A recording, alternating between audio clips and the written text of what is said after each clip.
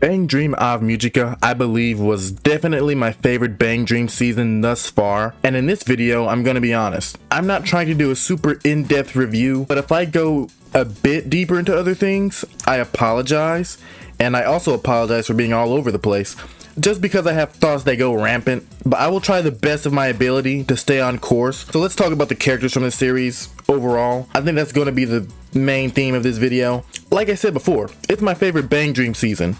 Why, you may ask?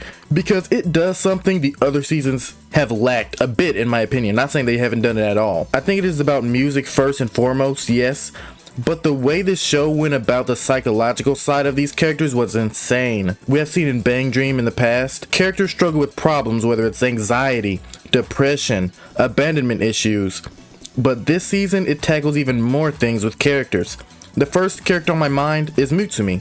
Mutsumi was probably the most interesting character in this series. You can say it was her just acting, but I took it as schizophrenia maybe. Mutsumi was even said by her mom that she was somewhat startled by her, and it's because of all the faces that she had put on even from a young age. With her parents being two very important people, she tried to somewhat escape the limelight, but being brought into that light again by Sakiko, she had a mental collapse for all to see, on social media and even on stage before. Even though people thought this was just an act. Just a ton of things going on in Mutsumi's life, and I felt really bad for her. It was really tough to watch. Next, let's talk about Nyamu. She was really the catalyst that pushed this season forward, I think. As we know, the group performed with masks, and they were anonymous for the most part, but Nyamu wanted recognition and could not handle the slow, mysterious pace the group was going for, even though they planned to reveal themselves one day. So she exposed everyone's faces for clicks, really, which was the beginning of the end for the group, at least in the beginning. She wanted to become famous. Being a part of Ave Mujica could achieve that for her. She grew jealous of Mutsumi, and it was very understandable. Even after the band broke up and she was getting offered for roles, all she could think about was Mutsumi's acting, thinking that herself was unworthy. In hindsight, she is very talented, so it sucks that she thought this way. And now Yumiri. We know from last season that she was playing with multiple bands, but we never really figured out why she wouldn't stick with a single band. This season we learned that she was once in a band when she was younger with some friends, and she put her all into this group.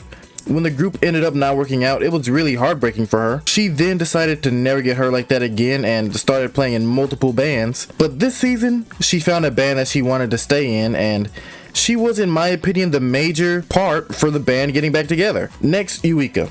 If you're watching this video, I'm assuming that you've watched the series already, right? AKA Hatsune.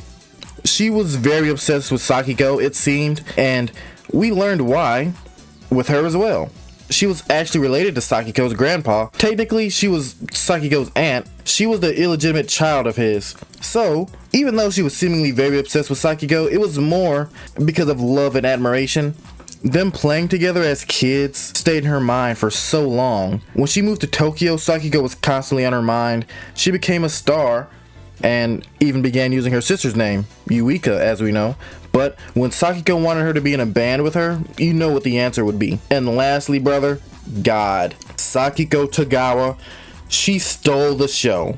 I started this series annoyed at her because of how she did my girl Tomori and Maigo when they were in a group with her originally. Soyo and many other people had this infatuation with her, and I just couldn't get it because she was an ass. She destroyed this group. I would never possibly like her.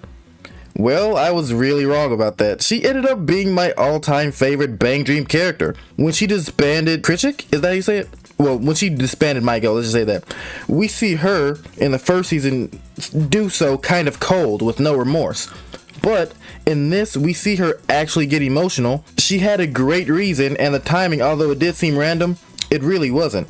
She couldn't have fun playing anymore with her friends, so she had to provide for her father, who had lost his job after a huge scandal. Sakiko could have went to live with her rich grandpa and leaving her father to dry, but she wanted to take care of him, even though he was a drunken mess. From episode 1 of this series all the way to episode 13, I feel like she was never a mean person, but I do think over time she became more and more considerate of others. Also, she truly cares for all of her bandmates now. Before, it was all really just for success, and although she still wants the band to succeed, she is also going to have a great time with doing everything now. Her relationship with Mutsumi has improved.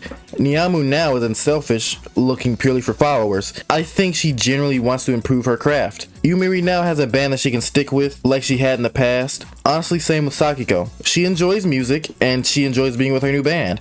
I think it's better than Maigo for a few reasons. I think I like the group overall in Maigo more, but in Maigo, all of the characters had some sort of connection, right?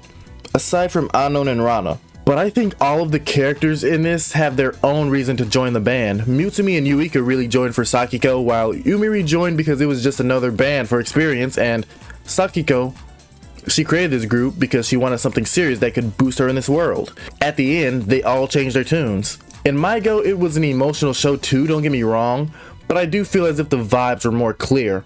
Lastly, the music was fucking phenomenal. I know I didn't talk about it at all, but I did love the whole aesthetic of Ave Mujica and also their music style.